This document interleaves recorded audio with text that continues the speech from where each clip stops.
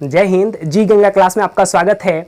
आइए आज हम लोग करेंगे केमिस्ट्री की क्लास और उसमें हम लोग जानेंगे अम्ल, लवण और क्षार जो चैप्टर था उसके बारे में। हम लोग इससे पहले बहुत ज़्यादा टॉपिक अपना अम्ल, क्षार और लवण का कंप्लीट कर चुके हैं।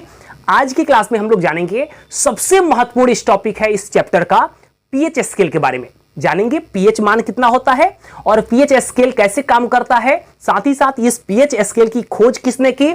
हमारे मूत्र का, हमारे मुंह का जो लार्वा होता है उसका, खाना खाने के पहले, खाना खाने के बाद ये पीएच मान जो होता है वो कितना होता है, और साथ ही साथ हमारे दैनिक जीवन में पीएच मान का जो वैल्यू होता है उसका काम क्या महत्व है, उन सारी चीज को आज हम लोग समझेंगे। 2-4 दिन से क्लास जो था वो मेरा नहीं आ रहा था, उसके पीछे कारण था कि बहुत ज्यादा सर्दी जुकाम हो गया था। अभी भी खांसी है, लेकिन बीच बीच में थोड़ा गैप ले लेके हम कोशिश करेंगे कि आपको ये सारा टॉपिक कंप्लीट करवा दे, क्योंकि खांसी की वजह से आवाज जो था वो बिल्कुल बैठ चुका था। फिर भी आज हम आपको केमिस्ट्री की क्लास लेके आए हैं, तो आइए लेट नहीं करते हैं और जल्दी से आपका ये टॉपिक जो है स्टार्ट करते हैं। तो देखिए, सबसे पहला जो टॉपिक था वो हमने कहा कि आज हम लोग पढ़ेंगे पीएच के बारे में, यानी पीएच मान जो होता है उसके बारे में। जरा समझिएगा, पीएच मान जो होता है उसके बारे में तो जरा समझते हैं कि आखिर इस पीएच मान, पीएच स्केल जो होता है, इन सब के बारे में सबसे पहले किसने बताया। आखिर ये कहीं ना कहीं से ये वैल्यू आया होगा, और इस पीएच का मतलब क्या होता है जरा उसके बारे में समझते हैं। देखिए, सबसे पहला याद रखिएगा कि जो पीएच स्केल था ना, इसकी खोज जो की थी वो किए थे एसपीएल। याद रखिएगा, एसपीएल सोरेनसन एक व्यक्ति थे। याद रखिएगा, हम यहाँ पे हिंदी में लिख देते हैं सोरेनसन ताकि आपको याद रहेगा, नाम याद रहेगा। एसपीएल सोरेनसन ये व्यक्ति का नाम था जिन्होंने पीएच स्केल की सबसे पहले खोज की थी। आपको बहुत सारे बुक में एसपीएल नहीं नजर आएगा, आपको केवल सोरेनसन नजर आएगा। तो याद रखिएगा कि सबसे पहले पीएच स्केल की जो खोज की थी वो किसने किया था? तो सोरेनसन ने किया था। कब किया था? तो ये भी याद रखिएगा, 1909 ईस्वी में। यहां पे हम लिख देते हैं 1909 ईस्वी में सोरेनसन जो थे उन्होंने सबसे पहले पीएच स्केल जो था उसका खोज किया था। तो जरा समझते हैं आखिर इस P और H का मतलब क्या होता है। तो अगर हम इसमें P की चर्चा करें, हम लोग इसमें का जो pH में P है, अगर इसकी चर्चा करें तो इस P का मतलब होता है, याद रखिएगा, पुषांश। हम यहाँ पे लिख देते हैं, इस P को हम लोग कहां से लिए हैं? पुषांश वर्ड से लिए हैं। और पुषांश जो मतलब होता है, इस शब्द का मतलब होता है शक्ति। ध्यान समझिएगा, हमने कहा कि यहाँ पे जो P वर्ड है वो कहां से हम लोग लिए हैं, किससे लिए हैं? तो पुषांश से लिए हैं। और पुषांश का मतलब क्या होता है? तो इसका मतलब होता है शक्ति होता है। और साथ ही साथ अगर हम लोग H की बात करें तो H जो होता है, यहां पे हम लोग इसको लेते हैं हाइड्रोजन आयन के लिए। किसके लिए लेते हैं? तो याद रखिएगा, हाइड्रोजन आयन के लिए। तो हम लोग कह सकते हैं, सीधी सीधी बात है कि हाइड्रोजन आयन की जो शक्ति होगी उसी के बारे में बताएगा, उसी को हम लोग क्या कहेंगे? पीएच। यानी पीएच स्केल जो होता है, स्पष्ट यहां से पता चल रहा है कि पीएच स्केल क्या बताएगा जी? तो किसी भी विलयन में हाइड्रोजन आयन की कितनी शक्ति है यह बताने का काम कौन करेगा? तो पीएच स्केल करेगा। यहां से स्पष्ट हो चुका है, क्योंकि P का मतलब हमने बताया कि पुषांश, और पुषांश का मतलब शक्ति होता है, और H का मतलब हाइड्रोजन आयन। यानी किसी भी विलयन में हाइड्रोजन आयन की जो शक्ति का हम लोग ज्ञात करें या हमें बताए, वही हमारा क्या कहलाता है? तो पीएच मान या पीएच उसका स्केल के नाम से जाना जाता है। अब पीएच मान और पीएच स्केल दोनों अलग है। पीएच स्केल जो होता है वो एक पैमाना है जो हम लोग क्या करते हैं, किसी भी विलयन का पीएच वैल्यू ज्ञात करते हैं। तो उसके बारे में अभी बताते हैं पीएच स्केल के बारे में डिटेल से, लेकिन जरा यहां समझ जाइएगा कि इस पीएच का अगर कोई मतलब पूछता है तो आप अच्छे से बता दीजिएगा कि P का मतलब पुषांश मतलब शक्ति होता है, H का मतलब हाइड्रोजन आयन से है। यानी हम लोग क्या करते हैं, पीएच स्केल से क्या ज्ञात करते हैं? तो किसी भी विलयन में हाइड्रोजन आयन की जो शक्ति होती है उसे हम लोग पीएच स्केल के माध्यम से मापने का काम करते हैं। इतना समझ में आया? अब देखिएगा, अब जरा यहां से समझिएगा, पीएच जो होता है ना, इसके निकालने के कुछ फॉर्मूले होते हैं। फॉर्मूला क्या होता है जरा उसको समझिएगा। देखिए, पीएच जो मान होता है ना, इसके निकालने का फॉर्मूला जो होता है, ध्यान से समझिएगा, हम यहां पे लिख देते हैं -log, और यहां पे हो जाता है हाइड्रोजन आयन। अब देखिएगा, ये फॉर्मूला याद रखिएगा, पीएच बराबर हमने लिखा है -log और ब्रैकेट में दिया है हाइड्रोजन आयन। अब यहाँ पे लॉग जो दिया ना, इसको लघु गणक भी कहते हैं। हिंदी में इसको कहते हैं लघु गणक। याद रखिएगा, इसको क्या कहते हैं? लघु गणक कहते हैं। तो अब बताइए कि किसी भी विलयन का अगर कोई पूछे कि पीएच का मतलब क्या होगा या पीएच मान क्या है, किसी विलयन का पीएच मान क्या है, तो आप इस फॉर्मूला के आधार पर भी परिभाषित कर सकते हैं। कैसे? जरा ध्यान से समझिएगा। आप कह सकते हैं कि किसी भी विलयन में, ध्यान समझिए, फिर से बोल रहे हैं, किसी भी विलयन में घुलनशील या उस विलयन में उपस्थित हाइड्रोजन आयन के लघु गणक का ऋणात्मक मान उस विलयन का पीएच मान कहलाता है।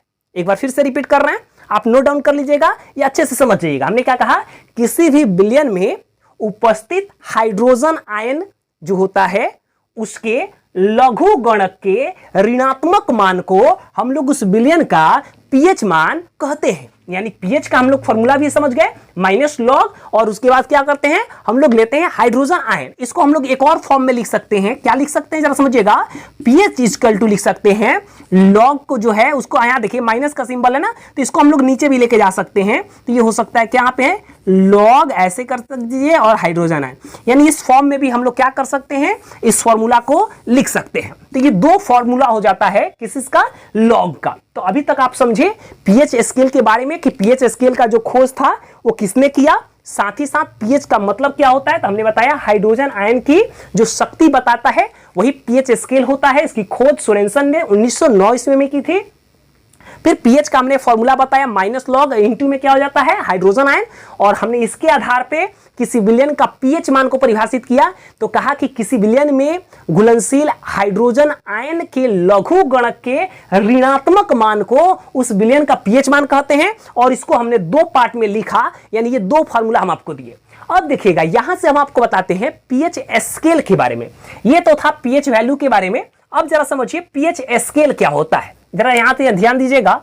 हम यहां पे आपको देख देते हैं पीएच स्केल। अब देखिएगा पीएच स्केल के बारे में पढ़िएगा तो आप लोग नॉर्मल स्केल जरूर देखे होंगे, आप लोग स्केल जरूर यूज किए होंगे। तो स्केल क्या होता है, एक तरह का पैमाना होता है और उस पर डिजिट लिखा हुआ रहता है, और उसी डिजिट से हम लोग क्या करते हैं, मेजरमेंट करने का काम करते हैं। हम थोड़ा सा जगह को यहाँ पे ले लेते हैं ताकि हम आपको बता सके। आप लोग स्क्रीनशॉट ले लीजिएगा, हम यहाँ पे मिटा रहे हैं थोड़ा सा ताकि हम आपको एक स्केल बना सके और उस स्केल के माध्यम से हम अच्छे ढंग से आपको समझा सके। जरा समझिएगा, यहाँ पे हम यहाँ पे एक स्केल की रचना करते हैं। यहाँ देखिए ये रहा हमारा स्केल। इस स्केल की खासियत होती है ये 0 से लेकर 14 तक होता है। याद रखिएगा, ध्यान से समझिएगा, यह स्केल 0 से लेकर कहां तक होता है, 14 तक होता है, यानी 14 पार्टों में बटा रहता है। बीचों बीच जो होता है वो 7 होता है। अब देखिए यहां पे आपको डाटा समझिएगा, यहां पे जो 7 है ना, ये हमारा बीचों बीच हो जाता है, बीचों बीच हो जाता है। और साइड वाला कितना हो गया 0, और इधर का कितना ले लेते हैं 14 ले लेते हैं। यानी पीएच स्केल कितने भागों में बटा है जी, तो 14 भागों में बटा हुआ है। जब 7 अगर बात करें और 0 है तो इसके बीच में कौन कौन आएगा, तो 1 2 3 4 5 और कौन आएगा 6 आएगा। इधर आइएगा तो क्या आएगा बोलिए, 8 9 10 11 12 और यहां आएगा 13। अब जरा समझिए ये स्केल हो गया हमारे पास। स्केल का मान जो होता है ये देखकर हम लोग बता देंगे कोई भी विलयन जो है अम्लीय है, क्षारीय है या उदासीन है। यानी पीएच स्केल जो होता है, पीएच स्केल के माध्यम से हम लोग क्या कर सकते हैं, किसी भी माध्यम की ये गुण बता सकते हैं कि वो जो विलयन है वो हमारा क्षारीय है, अम्लीय है या उदासीन है। इस तीनों चीज में से वो विलयन कौन सा है ये हम लोग पीएच स्केल के माध्यम से बता सकते हैं। जरा समझिएगा, अगर किसी भी विलयन का मान 7 हो जाए, अगर किसी भी विलयन का पीएच मान कितना हो जाए 7 हो जाए, तो 7 जो होता है उस पर हम लोग कहते हैं कि वो होता है उदासीन। याद रहेगा, याद रखिएगा, किसी भी अगर विलयन का अगर हम लोग पीएच मान कितना निकाल के लाते हैं 7 लाते हैं तो वो होता है उदासीन होता है। 7 से लेकर 0 तक चले आइए, देखिए 7 से लेकर ये 7 तक है ना, यहां देखिए ये 7 जो है यहां से लेकर यहां तक, इसके बीच में जितना भी होगा ये होता है अम्लीय। यानी 0 से लेकर हम कह सकते हैं 7 से कम, 0 से ज्यादा और 7 से कम जितना भी मान होगा वो सब क्या कहलाएगा, अम्लीय। अब देखिएगा 7 से आगे बढ़िएगा और 14 तक, 7 से आगे बढ़कर कहां तक 14 तक, तो ये होता है क्षारीय। याद रहेगा, ध्यान से समझिए, 3 पार्ट में हमने बांट दिया स्केल को। 7 रहेगा मान तो उदासीन, 7 से कम और 0 से ज्यादा तो अम्लीय, 7 से ज्यादा और 14 से कम तो क्या होगा, क्षारीय।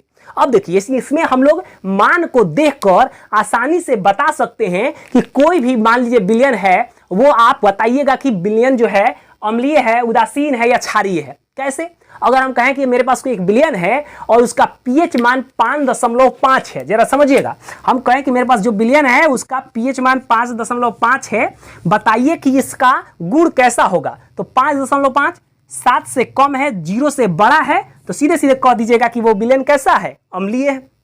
अगर हम कहें कि मेरे पास एक विलयन है और उसका जो पीएच मान है 6.1 है, तो भी क्या होगा, अम्लीय। अगर हम कहें कि मेरे पास विलयन है और उसका पीएच मान 7.2 है, तो 7 से बड़ा हो गया तो कौन सा हो जाएगा, क्षारीय। यानी इस पीएच स्केल के माध्यम से हम लोग आसानी से बता सकते हैं कि क्या हो सकता है कि कोई भी विलयन जो है वो अम्लीय है, क्षारीय है या उदासीन है। यानी पीएच स्केल क्या है, तो पीएच स्केल एक पैमाना है जिसके माध्यम से हम लोग किसी भी विलयन के गुण के बारे में बताते हैं कि वह विलयन अम्लीय, क्षारीय या उदासीन है। मान कैसे बताएंगे, तो बताएंगे कि अगर किसी विलयन का पीएच मान 7 है तो वह विलयन उदासीन होता है। अगर किसी विलयन का पीएच मान 7 से कम और 0 से ज्यादा हो तो वो होता है अम्लीय। अगर किसी विलयन का पीएच मान 7 से ज्यादा और 14 तक हो, यानी 14 से कम या 14 के आसपास हो, तो वो हमारा कहलाता है क्षारीय। यहां पे एक चीज नोटिस कीजिएगा, हम आपको एग्जाम्पल में यहां पे बता देते हैं, चलिए ध्यान से समझिएगा। जितना ज्यादा आप 0 के तरफ बढ़िएगा, ध्यान से समझिएगा एकदम दिमाग में लगा के, जितना ज्यादा आप 0 के तरफ बढ़िएगा अम्लीयता बढ़ती जाएगी। यानी यहां पे कहने का मतलब है, अगर किसी विलयन का पीएच मान लीजिए कि 0.5 है और किसी का मान लीजिए कि 5 है, पूरा 5 और इसका 0.5, और हम ये है पीएच मान, और आपसे हम पूछे कि बताइए किसकी अम्लीयता ज्यादा है, तो लाजमी है कि किसका होगा, 0.5 वाला का, क्योंकि जितना ज्यादा आप 7 से दूर जाइएगा, 0 की तरफ जाइएगा, अम्लीयता बढ़ेगी। वैसे ही समझिएगा, जितना ज्यादा आप 14 की तरफ बढ़िएगा, क्षारीयता भी क्या हो जाएगी, बढ़ती जाएगी। मान लीजिए हमारे पास 2 ग्लास है और दोनों में मान लीजिए लिक्विड ले लिए, एक ग्लास ये हो गया, इसमें भी लिक्विड है, और एक ग्लास ये है, इसमें भी लिक्विड है। इसका पीएच जो मान है मान लीजिए 13 है और इसका पीएच मान 8 है। अब बताइए किसकी क्षारीयता ज्यादा होगी, तो देखिए 7 से जो दूर होगा ना उसकी क्षारीयता ज्यादा होगी। तो 7 से दूर कौन है, तो 13 सबसे ज्यादा दूर है, तो क्षारीयता किसकी ज्यादा है, 13 वाले विलयन का। ऐसे ही इसका जरा एग्जांपल लीजिए, मान लीजिए हम यहाँ पे एक ग्लास ले लें, इसमें भी हमारे पास एक विलयन है, एक और ग्लास लिए, इसमें भी विलयन है। इसका पीएच मान 2 है और इसका पीएच मान लीजिए 6 है, और हम आपसे पूछे कि बताइए कि दोनों में किसकी अम्लीयता ज्यादा है। तो ध्यान समझिए, 7 से दूर की बात हो रही है, तो 7 से दूर तो कौन है, 2 ही ना है। तो यहां पे याद रखिएगा, जिसका मान 2 है उसकी अम्लीयता जो है क्या होगी, ज्यादा होगी। तो याद रखिएगा, और 7 हो जाएगा तो क्या हो जाएगा, उदासीन हो जाएगा। तो ये था थोड़ा बहुत हमने आपको बताया पीएच स्केल के बारे में, साथ ही साथ पीएच जो है उसके बारे में। अब हम आपको यहां पे क्या करते हैं, जो जल होता है ना, उस जल का पीएच मान कैसे निकाला जाता है वो बताते हैं। यानी बोर्ड को थोड़ा इरेज करेंगे, साफ करेंगे, और थोड़ा सा पानी गिलास पिएंगे क्योंकि खांसी बहुत ज्यादा आ रहा है, और उसके बाद हम आपको बताते हैं जस्ट कि पानी जो होता है उसका पीएच मान कैसे निकाला जाता है। आइए अब हम जल का पीएच मान कैसे निकलेगा वो आपको हम बताते हैं, जरा समझिएगा। हम लोग निकालने जा रहे हैं, मान लीजिए क्वेश्चन है हमारा कि जल का पीएच मान ज्ञात करें, क्वेश्चन है। चलिए, जल का पीएच मान ज्ञात करना है। अब देखिएगा, जो अगर हम लोग बात करें शुद्ध जल की बात करें, तो शुद्ध जल में याद रखिएगा, हम यहां लिख देते हैं, शुद्ध जल में हाइड्रोजन आयन की जो सांद्रता होती है वो कितनी होती है, तो याद रखिएगा 1 गुना 10 के पावर -7 के बराबर होती है। ये डाटा हम आपको बता देते हैं कि शुद्ध जल में हाइड्रोजन आयन की सांद्रता कितनी होती है, तो 1 गुना 10 के पावर -7 होती है। अब आपको क्या करना है, जल का पीएच मान निकालना है। थोड़ा देर पहले हम पीएच मान का फॉर्मूला बताए थे। पीएच मान का फॉर्मूला था कैसे, तो -log और इंटू में हम कहे थे हाइड्रोजन आयन रखिएगा। अब देखिएगा, यहां पे हम मान रखेंगे, माइनस में है तो माइनस लॉग। अब देखिए इसका मान रखिए, यहां पे देखिए दिया हुआ है, क्या रखेंगे बोलिए बाबू, 1 गुना 10 के पावर -7। अब 1 का तो कोई वैल्यू रहा नहीं, तो हम लोग इसको ऐसे भी लिख सकते हैं माइनस लॉग, और ये हो जाएगा 10 के पावर -7। अब देखिएगा एक फॉर्मूला होता है, याद रखिएगा, लॉग m के पावर n, इसका फॉर्मूला होता है n log m। याद रखिएगा ये फॉर्मूला होता है log m के पावर n का फॉर्मूला क्या होता है, n log m। ये आपको आगे पढ़ना है, बस थोड़ा सा दिमाग में रखिएगा कि जो पावर है वो आगे गुना में चला आता है, बस इतना याद रखिएगा। अब देखिएगा इसी तरह समझिए, log m के पावर n, तो n तो आगे जाएगा गुना में, तो गुना में जब आएगा तो पहले से माइनस है और -7 है, तो माइनस माइनस कितना हो गया, प्लस, तो प्लस का क्या हो जाएगा 7 हो जाएगा, और लॉग, और यहाँ पे क्या बच जाएगा मेरे बाबू, 10 बच जाएगा। लॉग 10 का जो मान होता है 1 होता है, लॉग 10 का मान कितना होता है 1 होता है, तो 7 × 1 हो जाएगा, तो ये हमारा कितना हो जाएगा 7। और यही होता है हमारा क्या, तो याद रखिएगा जल का पीएच मान, तो जल का पीएच मान कितना होता है 7 होता है। तो देखिए काफी आसानी से हम लोग क्या कर दिए, यहाँ पे जल का पीएच मान निकाल लिए। अब आप बताइए कि अगर जल का पीएच मान 7 है तो इसकी गुण कैसा होगा, इसका गुण, तो याद कीजिए हम बताए थे कि अगर पीएच मान 7 होता है तो वो होता है उदासीन। वो क्या होता है मेरे बाबू, उदासीन होता है। तो ऐसे करके हम लोग क्या कर सकते हैं, आसानी से किसी भी विलयन का हम लोग पीएच मान निकाल सकते हैं, अगर हमको मालूम रहे क्या कि उसमें हाइड्रोजन आयन की सांद्रता जो है वो कितनी है। अगर ये हमें पता है तो आसानी से हम लोग उसका क्या निकाल सकते हैं, तो पीएच मान निकाल सकते हैं। अब जरा समझिएगा इस पीएच जो मान होता है या पीएच वैल्यू जो होता है, इसका हम लोग के दैनिक जीवन में यूज जो होता है उसके बारे में थोड़ा बहुत हम समझते हैं, या अगर हम कहें कि इसका महत्व क्या है, तो सबसे पहले अपने शरीर के हिसाब से ही पढ़ते हैं। सबसे पहले अगर शरीर के हिसाब से बात करिएगा ना, तो सबसे पहले आता है हम लोग के मुख के, यानी मुंह में खाना खाते हैं उस समय। तो सबसे पहला देखिएगा अगर हम बात करें तो दांत पर प्रभाव, सबसे पहला दांत पर क्या प्रभाव पड़ता है पीएच मान का, उसका जरा समझिएगा। अगर हम लोग का, याद रखिएगा ध्यान से समझिएगा, हम लोग के मुख का अगर पीएच मान 5.5 से कम हो जाए, फिर से एक बार रिपीट कर रहे हैं, अगर हमारे मुंह का पीएच मान 5.5 से कम हो जाए तो उस कंडीशन में क्या होता है कि हमारा जो दांत है, आपको मालूम है कि किस चीज का बना होता है, तो इनामेल का बना होता है। आपको पढ़ाए थे बायोलॉजी में, वो इनामेल जो होता है ना वो धीरे धीरे नष्ट होना शुरू हो जाता है। जैसे आप छोटा बच्चा को देखे होंगे, जब छोटा बच्चा बहुत ज्यादा चॉकलेट खाता है, तो जब बहुत ज्यादा चॉकलेट खाता है तो कुछ दिन के बाद से उसका दांत सड़ जाता है।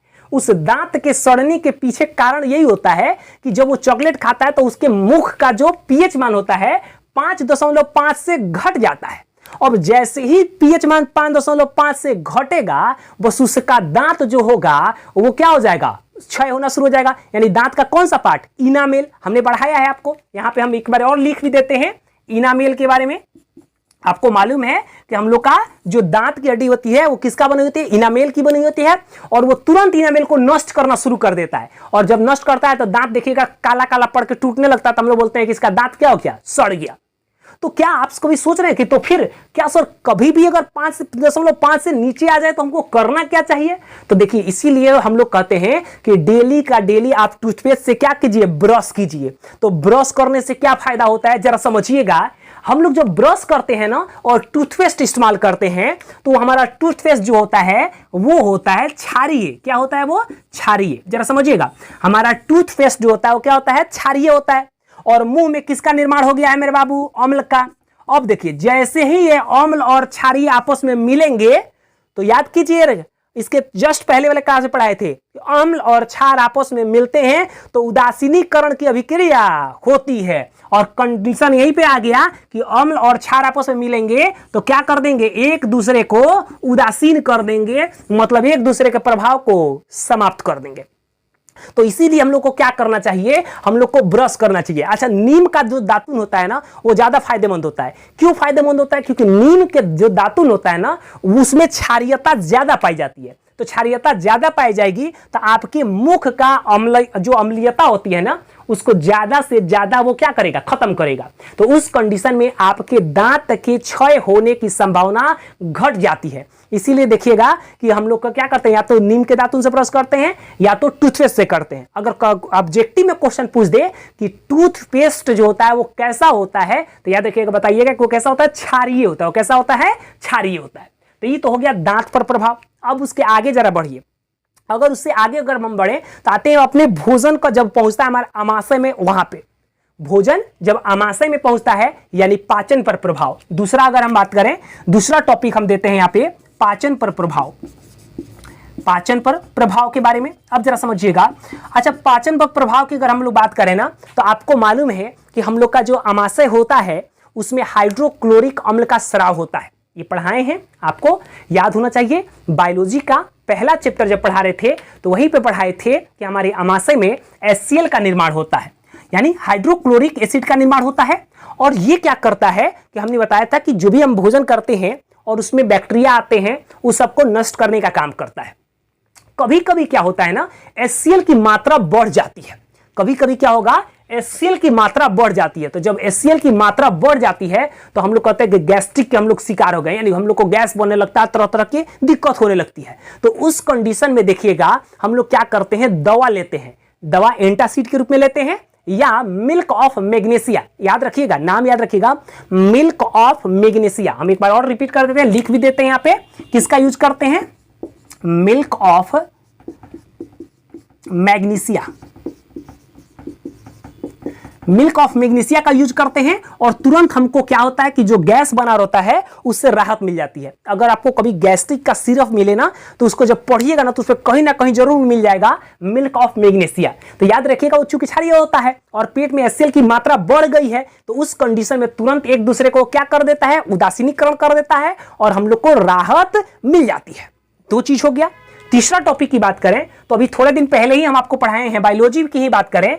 तीसरा में याद रखिएगा, मांसपेशी से संबंधित, मांसपेशियों में दर्द का अनुभव। याद कीजिए, पढ़ाए हैं कि मांसपेशियों में दर्द का अनुभव क्यों होता है। तो याद कीजिए, वहां भी अम्ल का प्रभाव होता है। कैसे, याद कीजिए, हम बताए थे कि जब क्या होता है, अवायवीय श्वसन के अंतर्गत जब ऑक्सीजन का अभाव हो जाता है तो उस कंडीशन में पायरुवेट जो होता है वो लैक्टिक अम्ल का निर्माण कर देता है। और जब लैक्टिक अम्ल का निर्माण करता है तो उस कंडीशन में क्या होता है, हमारी मांसपेशी में भी दर्द होने लगता है। तो ये भी एक अम्ल का प्रभाव हुआ। ऐसे ही अगर हम लोग बात करें ना, तो खेती गृहस्थी की भी बात की जाएगी, तो हम लोग के खेत में भी कभी कभी क्या होता है ना, अम्लीयता बढ़ जाती है। अम्लीयता बढ़ जाती है तो उसमें क्या किया जाता है कि हम लोग चूना का जो होता है ना, भखड़ा चूना, उसको डालते हैं ताकि अच्छा फसल हो सके। देखिए, अच्छा फसल होने के लिए ना खेत में ना तो ज्यादा अम्लीयता होनी चाहिए और ना ही क्षारीयता होना चाहिए, यानी बीचों बीच रहेगा ना तो फसल अच्छा होता है। आप लोग कई बार देखे होंगे ना, खेत में रेहकट आता हुआ, रेहकट का मतलब उजला उजला हो जाता है और वहां पे कोई फसल नहीं होती है, तो किसान उसकी मिट्टी को कटवा के हटवा देता है या वहां पे अच्छे ढंग से उर्वरक का यूज करता है, तब जाके वहां पे फसल होता है। तो कभी कभी खेती में भी अम्ल का प्रभाव पड़ जाता है, अगर ज्यादा हो गया तो फसल अच्छा नहीं हो पाता है। अब आते हैं थोड़ा सा अपने घर में। घर में आप लोग बर्तन साफ किए होंगे। अच्छा, बर्तन जब आप साफ करते होंगे ना, तो देखिएगा बर्तन साफ करने वाला जितना भी आपका लिक्विड टाइप से आता होगा, उसमें देखिएगा नींबू का चिन्ह रहता है, नींबू का फोटो दिया रहता है। यानी कहने का मतलब है कि जब आपका बर्तन जो होता है, अगर उस पर गंदगी आती है तो आप तुरंत अम्ल से साफ करते हैं। अम्ल से साफ करते हैं यानी नींबू वाला रस होता है और उसमें क्या होता है, वो अम्ल होता है। और अम्ल है और आपके बर्तन पे जो दाग पड़ा है, आपका जो बर्तन है उस पर क्या पड़ गया है, तो दाग पड़ गया है, और उस कंडीशन में वो दोनों जो है, वहां पे क्षारीय हो गया आपका जो दाग पड़ा है वो, और अम्लीय हो गया आपका साबुन या आप कहें लिक्विड जो यूज कर रहे हैं। दोनों एक दूसरे को क्या कर देते हैं, उदासीनीकरण कर देते हैं, और उस कंडीशन में आपका जो बर्तन होता है वो अच्छे से क्या हो जाता है, साफ हो जाता है। ज्यादातर अगर आप देखिएगा ना, तो कॉपर का जो बर्तन होता है उस पर यह कंडीशन आपको नजर आएगा। कॉपर का जो बर्तन होता है ना, उस पर ज्यादातर अगर आप देखिएगा ना, तो उसमें भास्मिक कॉपर ऑक्साइड का परत जम जाता है। भास्मिक कॉपर ऑक्साइड का एक परत जम जाता है, और उसको हम लोग नींबू से जब साफ करते हैं ना, तो वो क्या हो जाता है, एकदम पूरा का पूरा साफ हो जाता होगा। आप लोग मम्मी से कभी पूछिएगा ना कि मम्मी अपने यहाँ कॉपर का कोई बर्तन है, उसको साफ करना तो किससे करें, तो तुरंत कहेंगे कि नींबू से साफ करो, तुरंत क्या हो जाएगा, आसानी से साफ हो जाएगा। तो ये तो हो गया बहुत सारा यूज, हमने बताया कहां कहां अम्ल का प्रभाव पड़ता है और पीएच मान का प्रभाव या महत्व के बारे में। प्रकृति में अगर हम लोग बात करें ना, स्वतः प्रकृति की बात करें तो प्रकृति भी हमेशा उदासीनीकरण की यहाँ सपोर्ट करती है, उदासीनीकरण का ही सपोर्ट करती है। इसका मतलब जरा समझिएगा, दो पौधा होता है, एक नेटल का और एक डॉग का। देखिएगा, हम यहाँ पे नाम लिख देते हैं। एक पौधा होता है नेटल, यहाँ पे जगह, चलिए यहाँ पे जगह बच गया है, हम यहाँ पे लिख देते हैं। एक पौधा है नेटल का और दूसरा जो पौधा होता है डॉग का।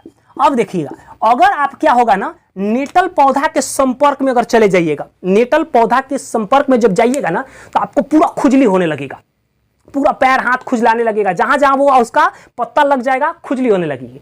और खुजली होने लगेगी तो निवारण क्या है, तो उसी पौधा के आसपास देखिएगा ना तो डॉग का पौधा पाया जाता है, और उस डॉग के पौधा का पत्ता रगड़ दीजिएगा तो खुजली समाप्त हो जाती है। जरा समझिए, इसमें अम्लीयता पाई जाती है तो वो तुरंत हमें खुजली देता है, और इसमें क्षारीयता पाई जाती है तो ये तुरंत हमको उससे क्या कर देता है, निदान प्रदान कर देता है, यानी अम्ल और क्षार मिल के उदासीनीकरण कर देते हैं। तो प्रकृति में भी जाइएगा ना तो वो भी उदासीनीकरण जो होती है स्वतः करती रहती है।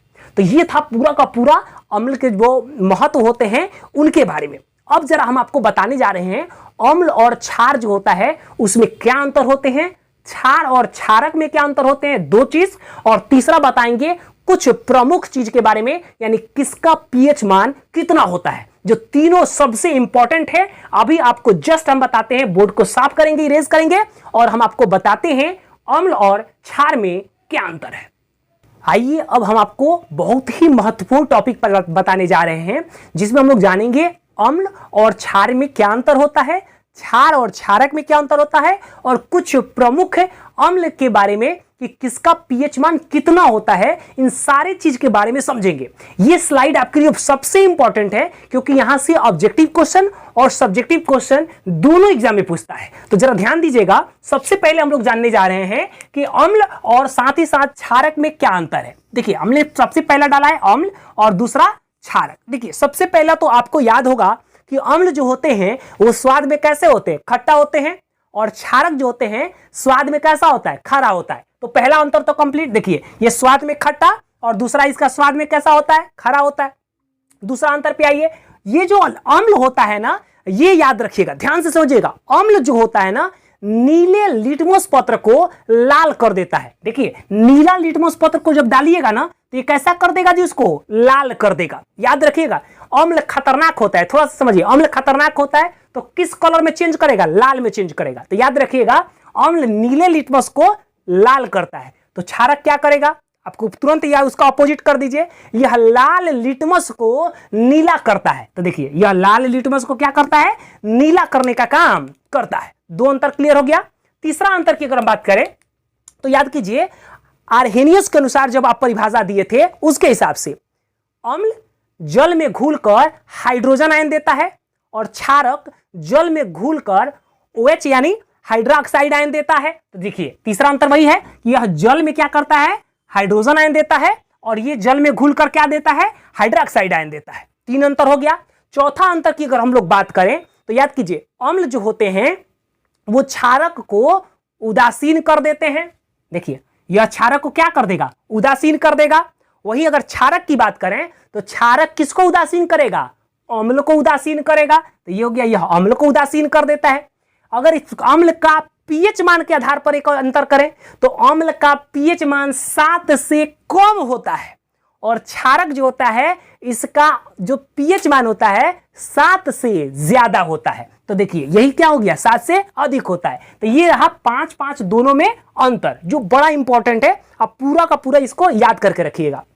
उसके बाद से देखिए, अब हम लोग जानेंगे क्षारक में और साथ ही साथ क्षार में क्या अंतर होता है। आपको मालूम है कि क्षारक जो होते हैं वो जल में घुलनशील नहीं होते, माने जितने भी क्षारक हैं सभी के सभी जो होते हैं वो जल में घुलनशील नहीं होते। तो पहला तो यही हो गया कि सभी क्षारक जो होते हैं जल में घुलनशील नहीं होते हैं, और साथ ही साथ सभी क्षारक क्षार नहीं होते हैं, क्योंकि आपको मालूम है कि जो क्षारक जल में घुलेगा वह क्षार कहलाएगा। तो इसीलिए याद रखेगा कि जितने भी क्षारक होते हैं वो जल में घुलनशील नहीं होते हैं, और सभी क्षारक को हम लोग क्षार नहीं कहते हैं। ऐसे ही अगर क्षार की बात करें तो सभी क्षार जो होता है वो जल में घुलनशील होता है, क्योंकि जल में घुलनशील है तभी तो उसको क्षार कहते हैं, अगर नहीं होता तो उसको तो क्या कहते, क्षारक कह देते। दूसरा, यह जो होता है सभी क्षार जो होता है वो क्षारक होते हैं, क्योंकि क्षार जो है वो किसका भाग है, क्षारक का ही भाग है। इसका नाम क्षार इसलिए पड़ गया क्योंकि यह जल में क्या था, घुलनशील था। तो ये अंतर हुआ क्षारक में और क्षार में। इसके बाद से आइए ऑब्जेक्टिव के नजरिए से पढ़ते हैं। सबसे इंपॉर्टेंट ये चार्ट है, यहां से ऑब्जेक्टिव आपको हर साल पूछता है, तो उसको ध्यान देना ज्यादा जरूरी है। अब देखिए, नींबू रस का अगर आपसे पीएच मान पूछ दे कि नींबू के रस का पीएच मान कितना होता है, तो याद रखिएगा 2.5 होता है। ऐसे ही सिरका का कितना होता है, 3 होता है। टमाटर का कितना होता है, टमाटर रस का 4.1 होता है। पसीना इसका कितना होता है, तो 4.5 होता है। कभी पसीना टपक के मुंह में जाए ना, तो देखिएगा आपको कैसा स्वाद आएगा, जरूर कमेंट्स करके बताइएगा कि सर कैसा स्वाद आया। तो पसीना का याद रखिएगा पीएच मान कितना होता है, 4.5 होता है। ऐसे ही अम्ल वर्षा जो होता है उसका होता है 5.6। ऐसे ही अगर हम लोग पेशाब की बात करें तो हम लोग का जो पेशाब होता है उसका पीएच मान 6 होता है। याद रखिएगा पेशाब का पीएच मान कितना होता है, 6 होता है। दूध की अगर बात करें तो दूध का पीएच मान कितना होता है जी, तो 6.5 होता है। शुद्ध जल अभी थोड़ा देर पहले निकाले भी थे, इसका पीएच मान कितना होता है, 7 होता है। आंसू हम लोग रोते हैं ना, तो उसका 7.3 होता है। देखिए कभी कभी अगर आंसू आपका मुंह में जाएगा ना तो खारापन लगता है, ऐसा लगेगा कि जैसा नमकीन चीज कुछ मुंह में चला गया, यानी खारा टाइप से लगता है ना। तो इसलिए याद रखिएगा पीएच मान जो होता है आंसू का कितना होता है, 7.3 होता है। खून का पीएच मान 7.4 होता है। कभी चखे नहीं है, लेकिन याद रखिएगा खून जो होता है उसका पीएच मान कितना होता है, 7.4 होता है। ऐसे ही चूना जल की बात करें तो इसका पीएच मान 11 होता है। लार जो होता है, यहां पे हम 2 डाटा लिखे हैं, 8 और 6। देखिए खाना खाने से पहले लार का पीएच मान 8 होता है, और खाना खाने के बाद जो लार का पीएच मान होता है वो कितना हो जाता है, 6 हो जाता है। उसके बाद से है कॉफी का पीएच मान कितना होता है, 5 होता है। तो ये था कुछ प्रमुख, आपको हमने बताया कुछ अंतर के बारे में, साथ ही साथ किसका पीएच मान कितना होता है इसके बारे में। अभी हम आपको एक और चीज बता दें कि अभी इसका जो पीडीएफ है, पीडीएफ आज ही आपको इस वीडियो में अपलोड कर दिया गया है, आप लोग जाके डाउनलोड कर लीजिएगा। पीडीएफ अपलोड कर दिया गया है वीडियो के डिस्क्रिप्शन में, आप लोग वहां से डाउनलोड कर लीजिएगा। तो आज की क्लास में बस इतना ही रहने देते हैं, अगला टॉपिक जो होगा वो अगले क्लास में करेंगे। हाँ, जितने लोग ग्रुप से नहीं जुड़े हैं वो मेरे ग्रुप से जुड़ सकते हैं। नंबर जो है वो हमारा याद होना चाहिए, 9472687135। ये मेरा व्हाट्सएप नंबर है। इस नंबर पर आप अपना नाम लिखकर मैसेज कीजिएगा तो हम आपको अपने ग्रुप में ऐड कर देंगे, जहां गर्ल्स के लिए अलग व्यवस्था है और बॉयज के लिए अलग ग्रुप बना हुआ है। तो याद रखिएगा, मेरा नंबर याद रखिए, उसमें अपना नाम लिखकर मैसेज कीजिए, हम तुरंत आपको अपने ग्रुप में ऐड कर लेंगे। तो आज के लिए इतना ही रहने देते हैं। बहुत बहुत आपका धन्यवाद।